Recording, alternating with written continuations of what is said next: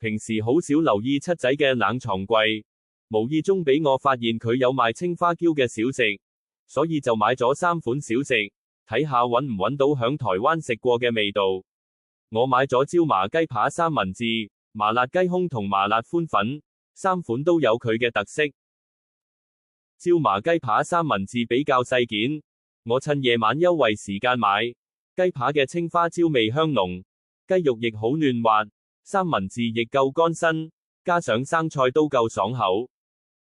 麻辣雞胸我真心覺得好食，雞胸夠 juicy， 肉質亦夠鮮嫩，青花椒嘅麻香味夠突出，比起三文治更突出。23蚊唔係話平，但一試無妨。麻辣寬粉嘅麻香味比較清淡，亦唔算辣，我朝早食都唔覺有搶喉嘅感覺。寬粉有彈性，加上佢有啲免治豬肉一齊食，唔會覺得太單調。喜歡呢個 post 請 like 同 share 支持一下。